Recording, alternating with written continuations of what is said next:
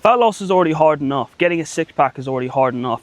But if you're not implementing these 3 fat loss hacks, it's actually much harder than it needs to be. So why should you listen to me? My name's Tom. I've been an in-person online coach for over 6 years now. Helped over 250 people go from unconfident in themselves and in their body shape to getting their clothes to fit them, losing 1 to 3 stone of body fat, building muscle and confidence in the gym, and overall getting to a place where they're confident and they can maintain as well as build on the physique they've built. By the way, if you need more help with losing body fat, then join my free 4-week fat loss kickstart, which is in the description below this video, where the goal is to lose around 2 kg of body fat inside of a 4-week period. And you can learn everything I teach my current clients with when it comes to losing body fat and keeping it off long term. So the first of the 3 tips is aggressive fat loss, and why I think for almost every single person is the most beneficial thing you could do.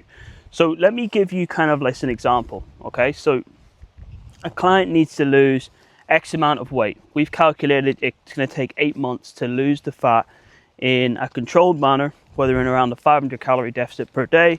It's going to be relatively hard when they start off, but it's not too difficult. But it's an 8-month period, okay? It's a long period of time to stay consistent to losing body fat. It takes a lot of time. It's going to take your energy away. It's also going to make it harder for you to build muscle and all that sort of stuff. Or we could take that client and basically half the amount of time it takes to lose that body fat. So instead of it taking 8 months to lose X amount of weight, it's actually going to take 4 months. And what we do by how we basically achieve that is going into a 1,000 calorie deficit every single day, as opposed to a 500 calorie deficit every single day.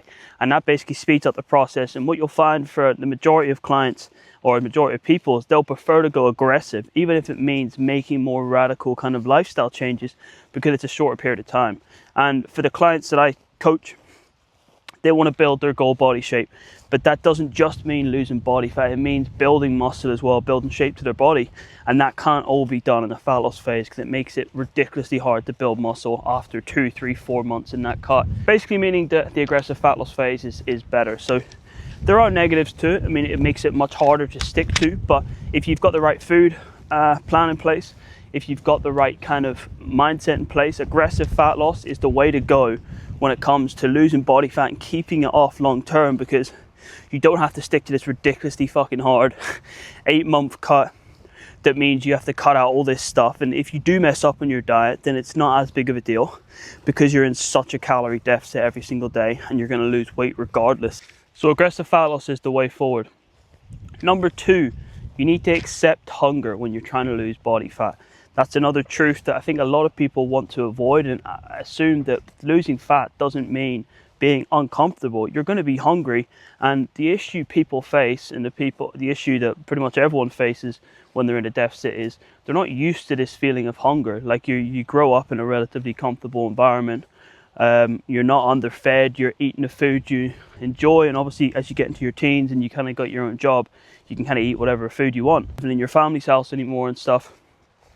So people are under the impression that they can just kind of, you know, be in comfort while getting to their goals. But what you need to accept that when you're in a calorie deficit is your body is deprived of energy. And because you're in an energy deficit, that's the reason you're losing body fat. So accepting that you're going to feel hunger, it might not be this massive aggressive feeling every single day where you are starving, but there should be some mild amount of hunger that you have to deal with when you're in your fat loss phase. There are 3 things to mitigate hunger though anyway if you do start to get hungry. Number 1, make sure that you're eating high quality food every single day. So 80% of your food is good quality. Make sure you're cooking all of that food yourself. Number 2, volume of food. Make sure you're eating high volume foods too. So a lot of veg in your diet, a lot of fruit in your diet, foods that are high fiber too, that will help with just overall kind of gut health and stuff as well. And number 3, meal timings. Make sure that you're not leaving massive spaces between each meal. You're having inconsistent kind of times for meals.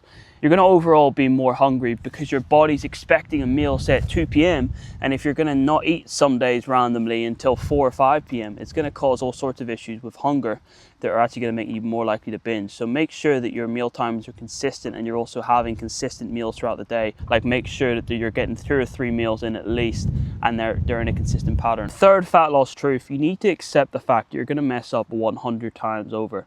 Now it might not be 100 times in this specific fat loss phase, but over your own training or nutrition kind of life, you know, over the next like 20 or 30 years of you getting in shape, maintaining it and all that sort of stuff, you're going to mess up 100 times, whether it be with fat loss or with training, right? So, but as fat loss is concerned here, on this current fat loss phase you're in right now, you're going to probably mess up a handful of times. You're going to overeat, you're going to undereat, you're going to struggle to get your protein in some days, you're going to go to bed falling asleep, having not eaten your last meal, all that sort of stuff.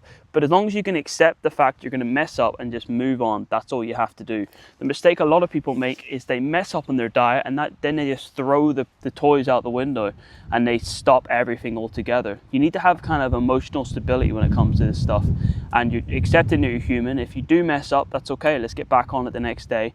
And one mess up's not going to do anything. One bad meal is not going to do anything at all. If you mess up one time, that's fine. Just make sure you get back on it the next day. And I'm going to give you a bonus tip here. You need to make sure you build your life around your diet. Okay, now this might be the most important tip that I could tell you, right? Because I think the majority of the situations people get into when it comes to messing up on their diet is having a bad food environment, right? So that's just their general life environment with food is bad, right? So that might be they go out for food every single day with their friend. It's an unhealthy food place and that's how they mess up on their diet. Or they buy all sorts of shit from the supermarket every week in their weekly shop and that's how they mess up. Or it could be 100 other things. Maybe they work in they maybe work in a shop that sells nice food and they just end up scoffing it at the end of every shift. That's also pretty common as well. So you need to make sure you're building your life around this diet with fat loss, okay? So what that basically means is make sure that your food environment's good as best as you can. Obviously, if you work somewhere that sells food, then that's slightly different. But as far as like going to the shop and like buying stuff from the supermarket, you need to not buy foods that you can't eat in your diet. You need to not say, I've got to buy a 6-pack of chocolate bars and say to yourself, I'm just going to eat one of these every 2 days. That shit doesn't work. You need to make sure that the food in your house is food that's essential for you to eat. And when it comes to like snacks and like treat foods, you need to go out and individually every single day buy yourself a treat food if you're going to have it. You need to not have all these multi-packs of shit just in your house. That's how I would mess up my diet. That's how I've messed up my diet in the past. If you've watched some of these other YouTube videos, so you need to not give in to these temptations when it comes to buying food into the house and being in bad food environments. So if you can build your life around the diet, it makes it way easier when your willpower is lower end of the day and you're just going to grab what's easiest kind of in the fridge or whatever. So make sure that you're doing your best you can around building your life in and around making the best food choices. And if you can do that, overall, you're going to lose weight and you're going to get to your goal body shape and you're going to get the 6-pack. So hopefully you enjoyed this video. Hopefully you got something away from it and I didn't just ramble in your ear the whole time. If you want more tips like this, then follow me on Instagram at TomWilsonPT.